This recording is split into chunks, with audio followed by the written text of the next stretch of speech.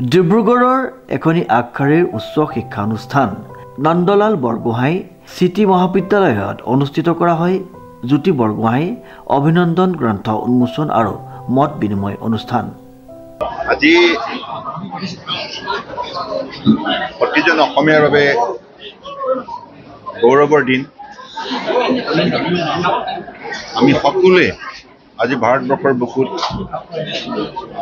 মহাবীৰ লাচিত বৰফুকনক শ্ৰদ্ধাৰে সোঁৱৰিছোঁ আৰু এই লাচিত দিৱসত আমি সকলো অসমীয়া একত্ৰিত হৈ ভৱিষ্যতৰ দিনত অসমীয়া জাতিটোক বিশ্বৰ বুকুত শক্তিশালীভাৱে প্ৰতিষ্ঠা কৰাৰ সংকল্প লৈছোঁ আৰু উঠি অহা প্ৰজন্মই মহাবীৰ লাচিত বৰফুকনৰ বিষয়ে বিতংভাৱে যাতে অৱগত হয় তাৰ বাবেও সমগ্ৰ দেশতেই আজি বিভিন্ন ধৰণৰ আলোচনা চক্ৰ, আলোচনা সভা ইত্যাদি অনুষ্ঠিত হৈছে। গতিকে মই এই মুহূৰ্তত মহাবীৰ লাচিত বৰফুকনলৈ গভীৰ শ্ৰদ্ধাঞ্জলি জনোৱাৰ লগতে আগন্তুক দিনত উঠি অহা প্ৰজন্মই যাতে মহাবীৰ লাচিত বৰফুকনৰ আদৰ্শৰে নিজৰ ব্যক্তিত্ব নিৰ্মাণ কৰে আৰু অসমীয়া জাতিক শক্তিশালী কৰাৰ লগতে ভাৰতবৰ্ষক বিশ্বৰ বুকুত এখন শক্তিশালী ৰাষ্ট্ৰ হিচাপে, উন্নত ৰাষ্ট্ৰ হিচাপে গঢ়ি তোলাৰ ক্ষেত্ৰত উল্লেখযোগ্য অৱদান আগবঢ়ায়। এইকাৰণে শিক্ষা, সংস্কৃতি, ক্ৰীড়া, উদ্যোগ, গৱেষণা, সকলো কৃষি, সকলো ক্ষেত্ৰতেই যাতে আমাৰ উঠি অহা প্ৰজন্মই নিজৰ পাৰদৰ্শিতা দেখাবলৈ সক্ষম হয় আৰু বিশ্বৰ বুকুত অসমীয়া জাতিক তেনেধৰণে সুন্দৰ ৰূপত সজাই তোলাৰ ক্ষেত্ৰত উল্লেখযোগ্য তেখেতসকলে পদক্ষেপ গ্ৰহণ কৰে, তাকেই মই বিশেষভাৱে কামনা কৰিছোঁ।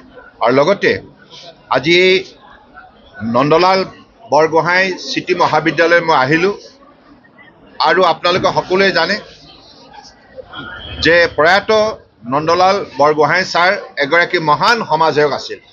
তেখেতৰ মহৎ প্ৰচেষ্টাত ডিব্ৰু কলেজ গঢ় লৈ উঠিছিল, তেখেত তাত অধ্যক্ষতাও কৰিছিল, লগতে চিটি মহাবিদ্যালয় গঢ় দিছিল। গতিকে সেইগৰাকী মহান শিক্ষাবিদ আৰু সমাজসেৱকে যি আদৰ্শৰে আমাৰ গাঁৱৰ চাহ বাগিচাৰ একেবাৰে অভাৱী ছাত্ৰ ছাত্ৰীসকলক শিক্ষাৰ ক্ষেত্ৰত আগুৱাই নিয়াৰ বাবে যিখিনি তেখেতে সুবিধা প্ৰদান কৰিছিল তাৰ বাবে সদায় তেখেত স্মৰণীয় হৈ ৰ'ব।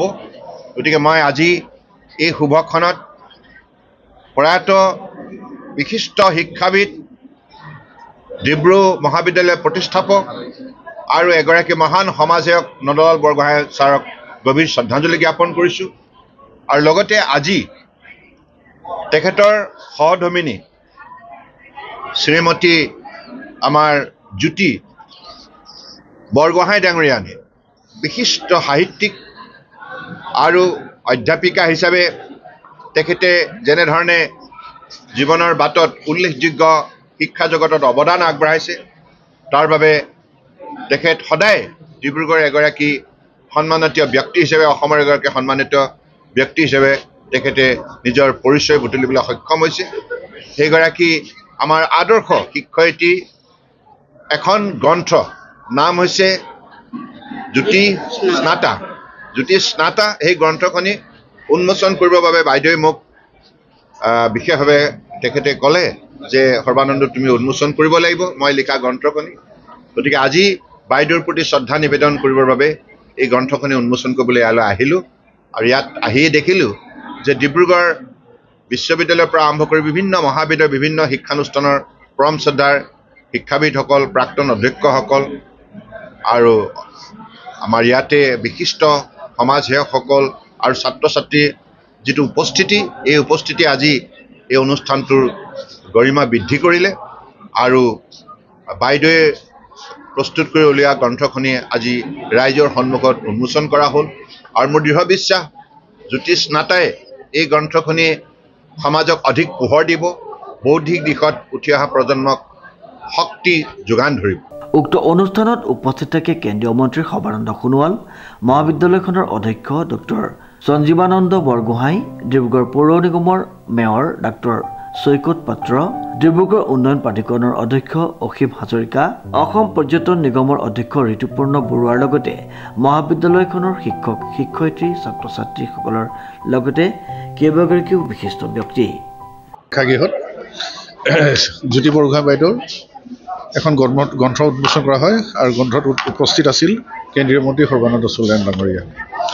সেইকাৰণে মই মন্ত্ৰী সৰ্বানন্দ সোণোৱাল প্ৰমুখ্যকৈ বিশিষ্ট অতিথিবৃন্দসকলক ধন্যবাদ জ্ঞাপন কৰিছোঁ আজি এই পবিত্ৰ ক্ষণত।